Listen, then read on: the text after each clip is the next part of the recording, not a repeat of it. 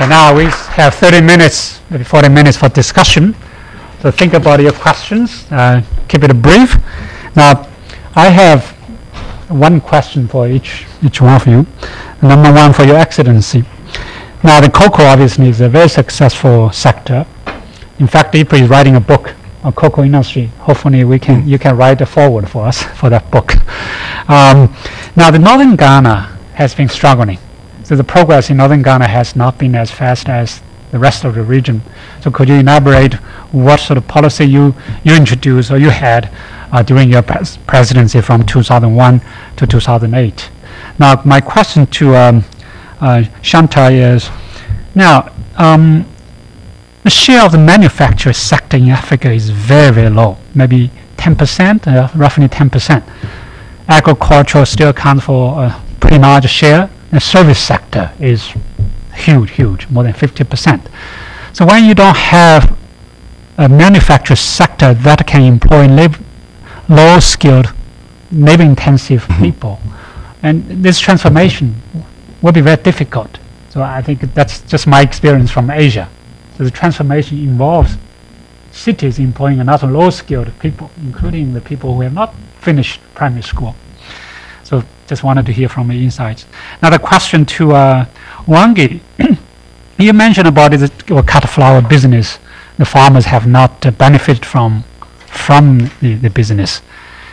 There has been a debate on the land investment from China, India, from Middle East, so-called land grab.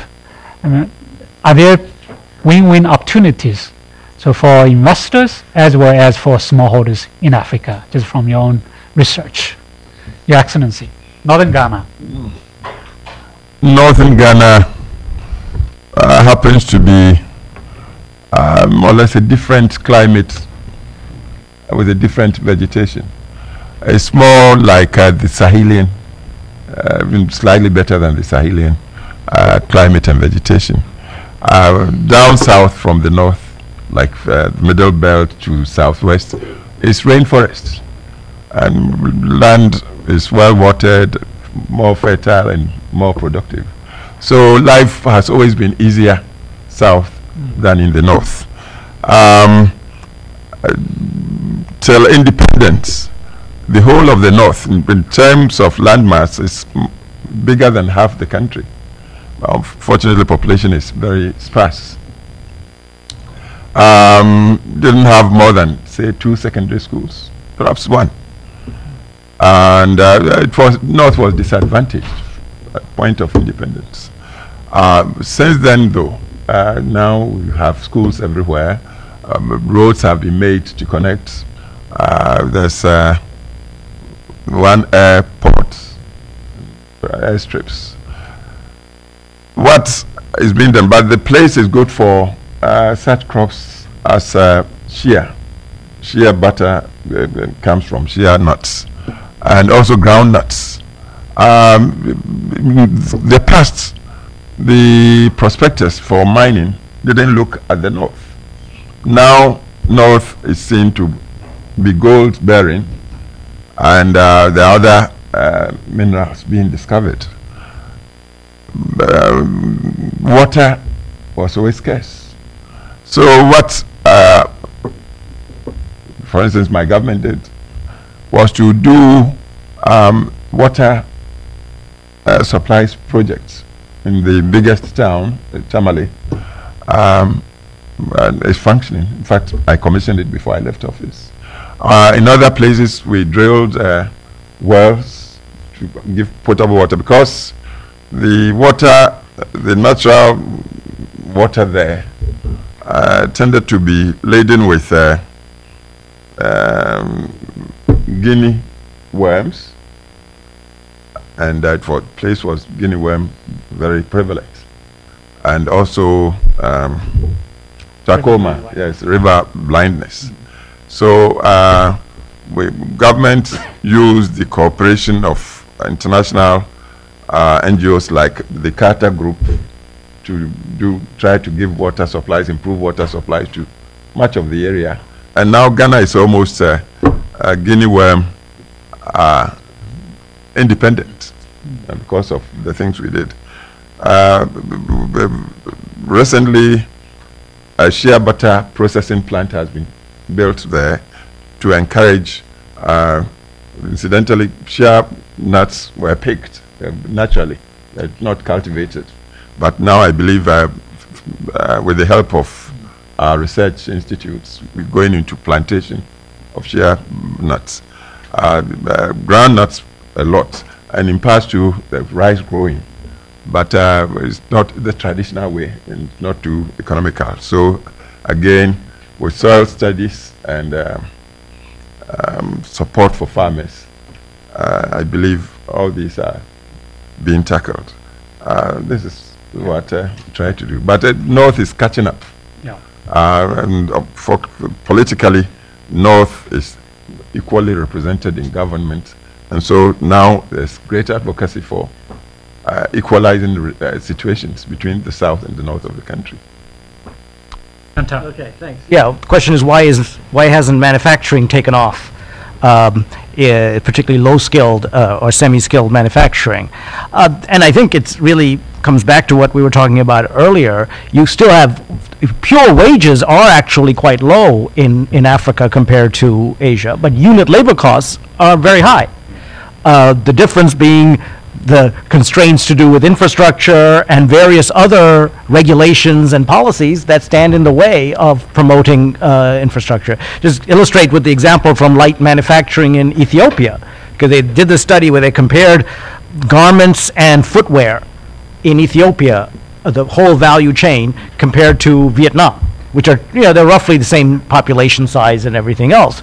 And you find that the highest end productivity of the garment and footwear sector in in Ethiopia, is about equal to the average in Vietnam. And then you say, well, what is it going to take to get all of the firms up there? Well, it turns out that in Ethiopia, they still have a tariff on imported leather. So it's kind of hard to be a productive footwear manufacturer when your input costs are so high. Ethiopia still hasn't had financial sector reform. So it's very hard to get access to credit. They still haven't had telecom reform. It's the only country in Africa, well, one of two countries in Africa that hasn't deregulated its telecoms. And then there are all sorts of monopoly providers of inputs that are charging very high prices, and it's very difficult to be competitive. So it really comes back down to, and let me just add, the president talked about public-private partnerships, but we have to be careful to make sure that the private part of that partnership is not an oligopoly. Because unfortunately, we have too many public-private partnerships where both the public and the private sector are monopolists. And that gets in the way of our development, not promotes it. Wangi? Yeah, well, a very straightforward answer about RAD grabs is that I don't like them. I would almost form an association against RAD grab. Let me tell you, and I could contrast this idea. First of all, you lease these RADs and you get a rent. Someone gets that rent. Probably at one time on even if it's a stream, it's really captured by someone. That rent on land.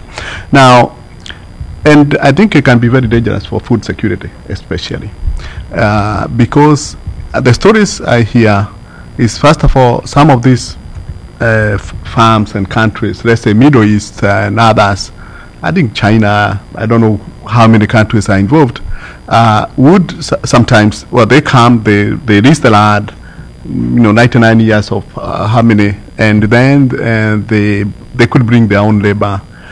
They could, they can use whatever technology they have, but there's no agreement on any food or products to be used in that country. So they have a right to take, even when you are starving, they have a right to take all the food outside their country because they are doing it for their own good. To me, I think it's really not the right way to go. We have land, and we need to use that land, but I don't think this is the best way to really solve our issues. And I see it, if it continues, I just read when I was in Tanzania that Tanzania had leased large tracts of land And they were also not quite transparent how they was done. You know, we don't see these contracts. You know, they are still opaque in many cases.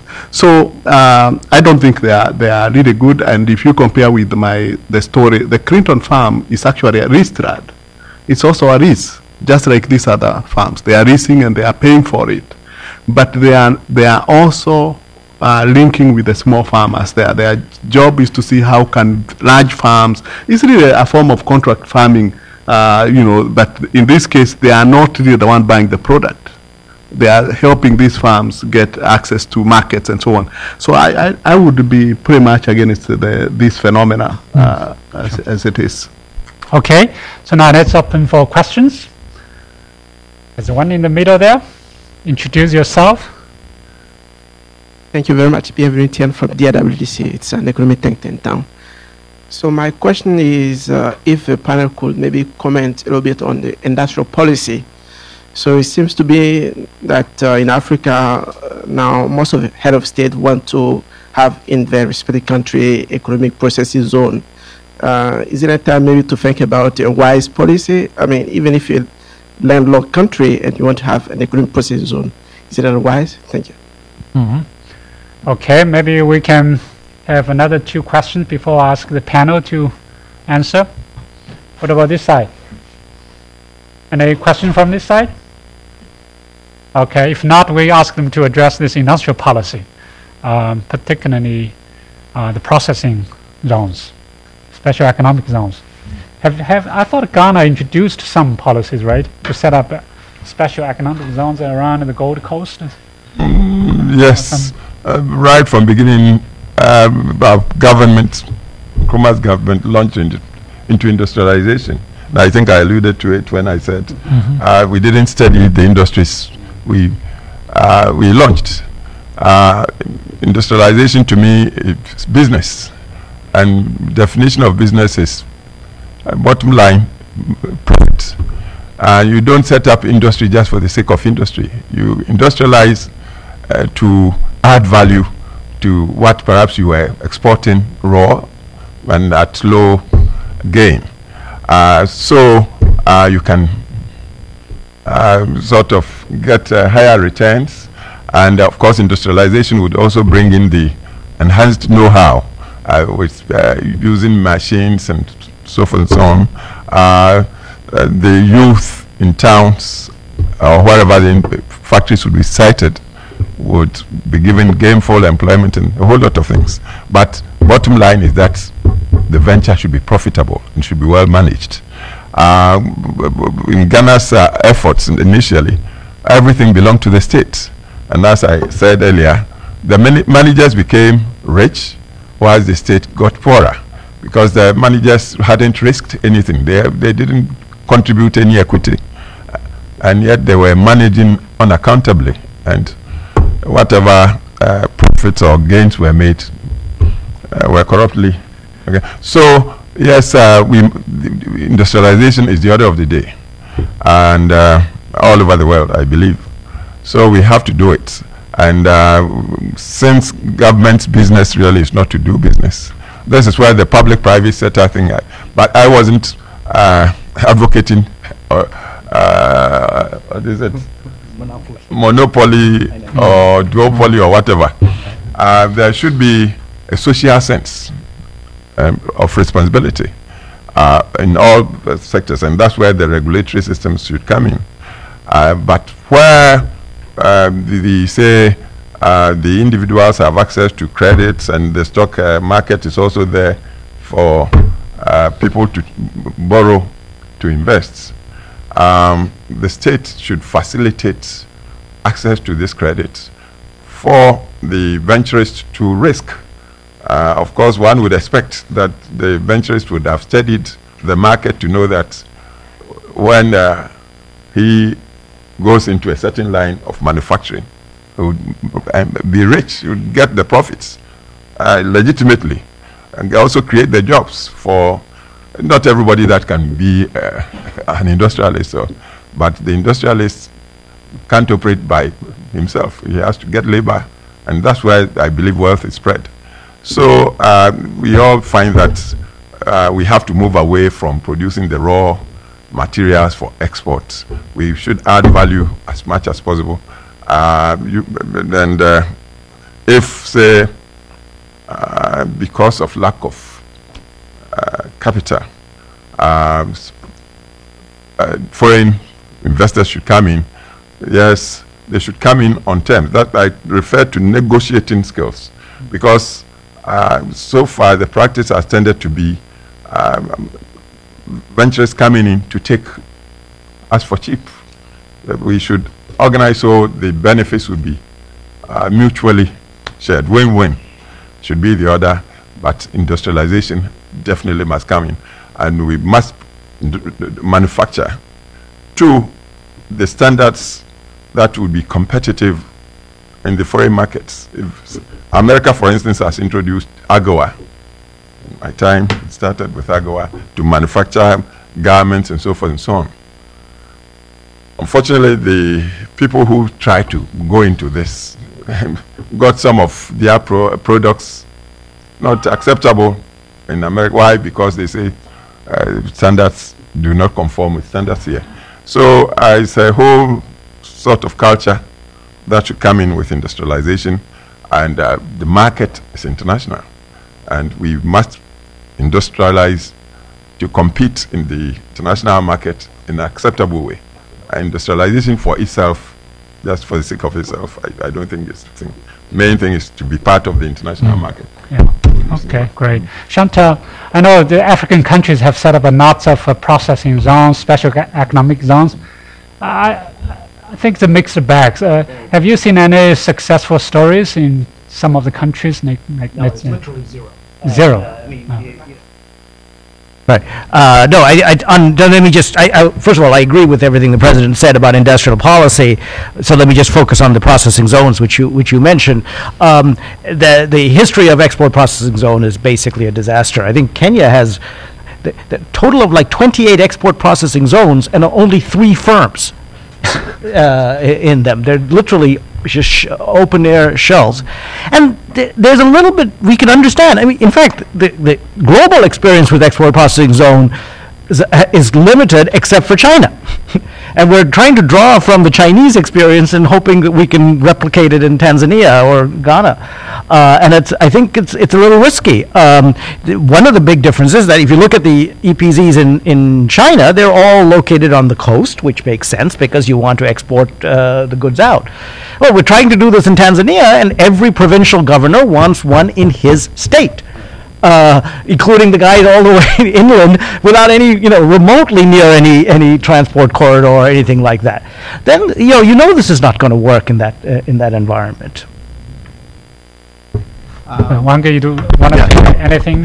I would say that I think we have to focus on the value addition. My thinking is that we could even think lower. I would say that cottage industries. We haven't exploited, and I just visited some people where they make, women are making soaps. The soaps that we used to get, they are processed. Apparently, the technology to make soap is very rudimentary, and they make soaps, they cut them, and they sell. So I think there are many opportunities, but I agree with Shanta. I thought the success was more than that, but not perfect. That was 350% for export processing zones, but I'm sure you are right. One question there. And I also wanted to ask you, what about the non-farm opportunities in rural areas instead of moving people to the cities? But anyway, why don't you go ahead? Hi, my name is Sita Deputer. I'm a microfinance consultant, and I wanted to hear more. You talked about leadership in the beginning. What about women leaders? What's the role of, for example, women business leaders? What can women play in the transformations of African economies? Because many studies have shown that if women would have equal access to finance and resources, it would increase GDP by 3%. What's your comments on that? Okay, women's leadership. Let me invite you to Ghana. And I think the same would hold for Nigeria. Come and see the power of women in accessing credit. It's far bigger than the men's chances with getting any credit from the banks. In fact, the popular saying is that the banks would readily give to the women and never to the men, because they say you give to the man, very likely you go good timing and playing big, whereas the women control the markets. When you come to the traditional markets, the women are they constitute over 80% of the traders in the large markets in the capital of country and up country everywhere. They tend to be very good business people. Again, if you want to talk of industrialization, the conference I came to here, I saw a Ghanaian woman industrialist. The only business person I saw from Ghana is a lady. And apparently she's doing so well, both domestically and internationally. So in Ghana, I don't think, as far as business is concerned, the women are handicapped. They are not. If you talk politics, but even there, they are coming up so fast. And in the professions, they are outshining the men already. So the men are these days quite nervous with the ladies. So Africa is catching up very much, but at least in Ghana and West Africa and Nigeria, I know. Yeah. And I don't know about... But Wangi and Chantal, what about the rural non-farming? As I remember, in the beginning of the Chinese transformation, more than 1/3 of GDP came from rural non-farm sector. Could that happen in Africa? First, let me answer the question about women, because I think, I mean, everything the President said is spot on, except the women farmers. Over 50% of farmers in Africa are women. And there's quite a lot of evidence, though, that they earn less, and they have less access to inputs. Indeed, if you control for access to inputs, they're actually more productive. And that has to do with land rights, with marital rights, all the traditional laws and everything else. So I think there is a big issue to do with women in the rural areas. Coming to your question about non-farm, yes, those household enterprises that I was referring to earlier, in addition to smallholders, those are actually people who sometimes have two jobs. They are both smallholder farmers and run a household enterprise, cutting hair, sewing clothes, selling vegetables in the non-farm sector. And the main reason, well, there are two reasons. One is simply to increase the level of their income. The other is diversification. So that because your farm is so vulnerable to weather fluctuations, that you can diversify by doing some service activity. So that is happening. Actually, it's actually a big deal. Actually, oh yeah, that reminded me. I wanted to add a slight qualification. You referred to the Maggie McMillan and Danny Roderick paper. In fact, Maggie's here, right? I mean, well, she's. She was supposed to be. Yeah. Okay. So and not disputing their results, but what we find is that even though these people are moving from the people who move from the rural area to this non-farm area, staying in the informal sector, actually has some poverty reduction impact. So even if you're not seeing the transformation, you're seeing poverty reduction. Indeed, that's one of the main reasons where Ghana has achieved the MDG in poverty, is people moving within the informal sector from farms to the informal non-farm sector. Yes, I think Shanta has summarized that. In terms of off-farm, I think we call them off-farm activities. They are very important for risk. So we have seen that they're important in terms of poverty reduction and shielding these weather issues and so on. But on the women, I agree. I think the issues isn't so much on the rights issue. I would say that where we find the bigger problem is the property rights, land ownership, for example. So those are whether it's also in some cases inheritance laws, those are quite detrimental to women. So, but otherwise, as you control for all those, maybe more productive.